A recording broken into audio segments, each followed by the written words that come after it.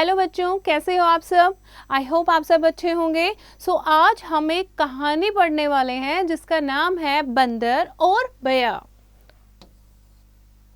तो बच्चों, इस कहानी से ये एक सीख की कहानी है और इस कहानी से एक गहन चिंतन आप करोगे, एक सोच में आप पड़ जाओगे। ठीक है, तो इस कहानी का क्या उद्देश्य है, क्यों हम ये कहानी पढ़ रहे हैं।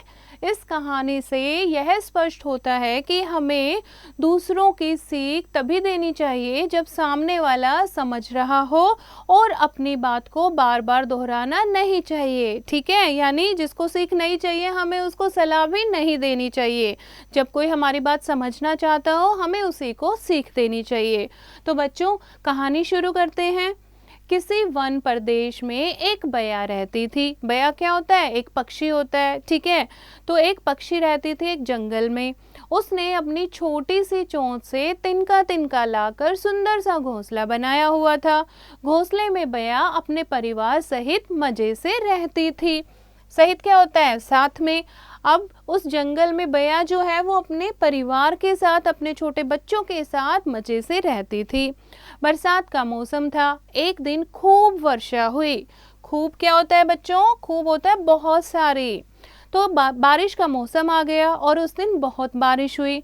बया तेजी से उठकर अपने घोंसले में जा बैठी। बया आराम से अपने घोंसले में बैठकर बाहर हो रही वर्षा का आनंद ले रही थी। उसके घोंसले में एक भी बूंद पानी नहीं आ रहा था। आनंद क्या होता है बच्चे? मजा। अब बारिश हो रही थी तो बया अपने घोंसले में आ जाती है और अपने घोंसले से बैठकर वो बारिश का मजा ले रही थी। उसके घोंसले में बिल्कुल भी पानी नहीं था। अब तभी उसकी दृष्टि सामने के डाल पर बैठे एक बंदर पर पड़ी। दृष्टि क्या होता है? नजर। तभी बया को घोंसले से एक बंदर दिखाई देता है। बंदर पेड़ पर इधर उधर छिपने का प्रयत्न कर रहा था, परंतु वह भीगने से कभी भी बच नहीं पा रहा था। बंदर भी खुद को बचाना चाहता था, लेकिन प्रयत्न क्या होता है? कोशिश करना। बंदर भी खुद को बारिश से बचाने की कोशिश कर रहा था, लेकिन वो तो भीग रहा था, कहाँ छुपेगा वो। कभी वह एक पेड़ पर चढ़ता तो कभी दूसरे पर जाकर चढ़ जाता। अब बारिश से बचने के लिए कभी वो एक पेड़ पर जाता, कभी दूसरे पर चला जाता। बारिश के पानी से भीगकर वह ठंड से कांप रहा था। बंदर की हालत देखकर बया से रहा नहीं गया। अब बंदर को देखकर जो वो बंदर भीग गया तो वो बारिश से, ठंड से कांप रहा था। बया जो है वो सारी चीजें देख रही थी। अब उसकी हालत देखकर बया से नहीं रहा गया। वह बोली, बंदर भाई, तुम वर्षा से बचने के लिए इधर उधर भाग रहे हो। अच्छा होता यदि तुमने भी मेरी तरह एक घोंसला बना लिया होता।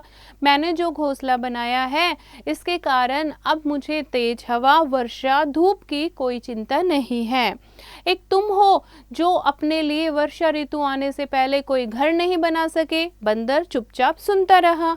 अब बया उसकी हालत देखकर बंदर को कहती है, देखो मैंने तो अपना घोंसला भी बना लिया। अब मैं तो बारिश से भी नहीं डरती, तेज हवा, धूप, किसी से मुझे कोई चिंता नहीं है। अगर तुम भी अपना ऐसा ही एक घोंसला बना लेते तो आज तुम भी ऐसे नहीं भीगते। बंदर चुपचाप ये बात सुनता रहा। बया फिर बोले, मुझे तुझ पर दया आती है कि तुम अपने आलस के कारण कुछ नहीं कर सके। आलस क्या होता है? सुस्ती के कारण। तो बया क्या कहती है कि तुम इतने सुस्त हो कि तुमसे एक घर भी नहीं बना। बंदर बारिश से तो परेशान था, साथ ही बया ने जब अपनी बातें कई बार दोहराई तो बंदर क्रोध से आग बबूला हो गया। क्रोध क्या होता है बच्चे? गुस्से से।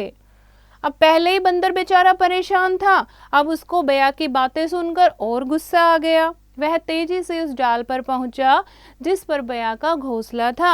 उसने बया का घोंसला नोच नोच कर तोड़ डाला। अब वो उसी शाखा पर, उसी टहनी पर चला गया और बया का घोंसला तोड़ दिया। वह कहने लगा, तू पिद्दी सी चिड़िया मुझे सीख दे रही है।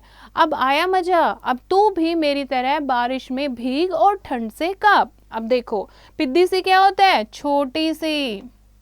तो बंदर को गुस्सा आ गया, उसने घोंसला गिरा दिया, घोंसला तोड़ दिया और वो क्या कहता है कि तू छोटी सी चिड़िया मुझे सिखाएगी, और मैंने तेरा घोंसला तोड़ दिया। अब आया मजा, जैसे मैं भीग रहा हूँ, थर थर कांप रहा हूँ, ऐसे बारिश का तुम भी मजा लो और ठंड से कांपो।